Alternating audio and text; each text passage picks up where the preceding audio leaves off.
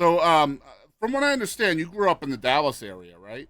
Yes, sir. Yeah. So, was it in the city that you grew up, or was it kind of a suburb, or what?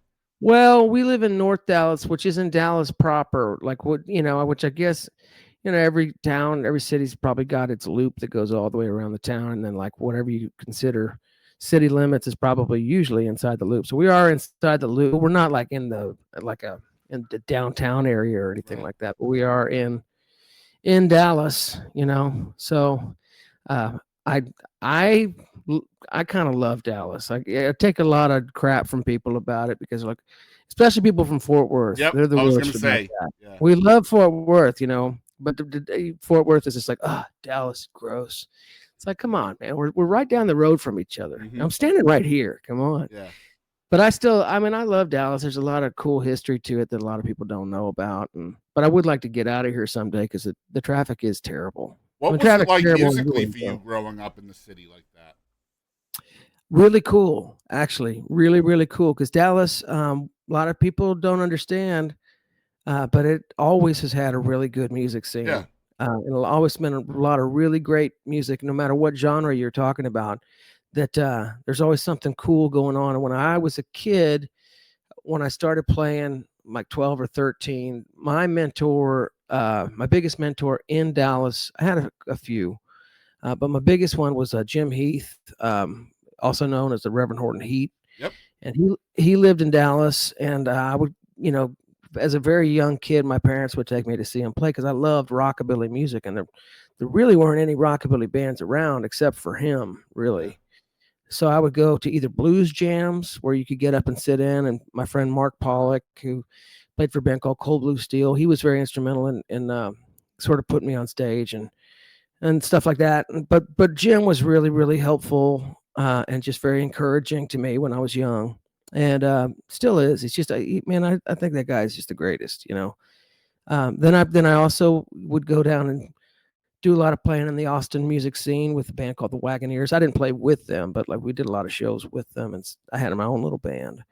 Hmm. Um, but yeah, that's kind of the one of the cool things about starting when you're young is if you're if you catch on to something kind of cool, and that some of the older guys that see you, they'll welcome you with open arms and Yeah. really kind of give you a leg up. That's what I experienced. As far as Dallas, I mean, the blues scene was really good, and then by the time our rockabilly band got together, like the rock scene, the punk rock and hard rock scene was really really happening.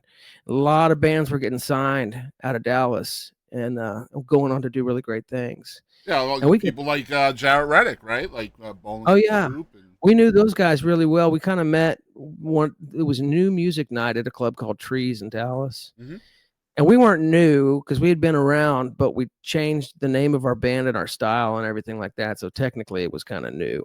hmm But we met on a night, one of those nights, and you know, we just became fast friends and just have always stayed in touch. And just I think the world of him and his yeah, he's a band. good guy, man. Super, Yeah, super kind and just down to earth. You talked about rockabilly and kind of your mentoring with Jim, but rockabilly was already there for you prior to that, right? So um, yeah. I mean, I really started young. When the first band I ever had, I was just doing for like the sixth grade talent show. yeah, But I didn't waste a lot of time before I started trying to get gigs. And it was the people like the Rev and the Wagoneers and Ronnie Dawson who really kind of helped me out with all of that stuff. So, but yeah, that's kind of what brought me to the dance is rockabilly music. yeah, man, I love that because like one of the things about being a Texas music fan is everybody has their own ingredients kind of in their sound and. Obviously, rockabilly is such a huge ingredient in your sound, and of course, outlaw country is part of that, and Texas swing, and just that whole big smorgasbord that makes up Matt Hillyer is just incredible stuff because it's so uniquely you, right? And I mean that goes for everybody really, but like your ingredients just are incredible. I love the rockabilly. It's not something you hear a lot in Texas. Um, so like trying to find opportunities from that base was there a struggle at first, or like just trying to find a room to play it in?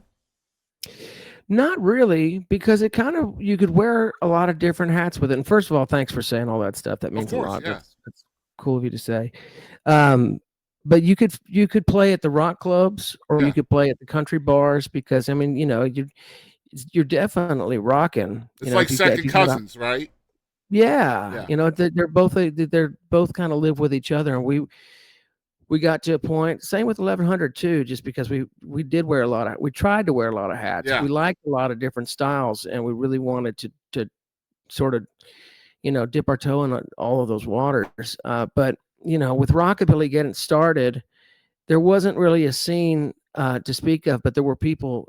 I find that with that kind of music, people identify with it instantly, no matter what, because it's fun to listen to. It's fun to dance to. It's country. It's rock. It's all kinds of stuff.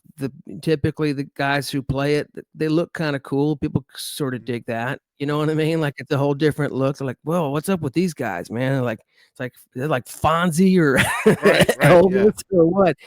Which I didn't really dig. People misunderstanding that at the time, but I do get it. And if as long as they were into it and they were, then it's cool. I still love all that stuff. I don't necessarily live in that world anymore, but I'll never forsake it, and I'll never treat it like a novelty, because I think that music is and that style of music is very important, and the sort of, what do you call it, the canon of American music. Like it's really got an important place there. and you did mention kind of the rock scene as well, where you were at. You had a rock band called Strap. Is that right? That's right. What were those years like? Kind of living in that era.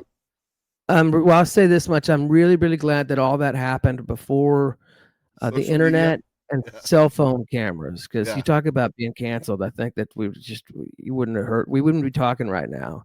But no, we had fun. I'm glad I did all that when I was young, and I'm glad that I did it in the first place, because we were doing this rockabilly stuff and we were getting louder and louder and sort of more rock anyways. And it just seemed like we were becoming an identity crisis. And then our bass player kind of had the idea. It's like, well, there's a three-piece band who was super loud and played sort of Texas boogie called ZZ Top. Why don't we try and sort of do something like that? It would make a little bit more sense.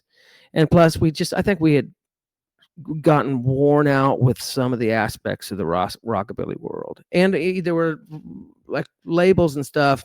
We were doing well, but labels and stuff would take this sort of wait and see kind of attitude, because they didn't want to chance it on a rockabilly band at the time, and like, well, we can't wait and see. We need to do something.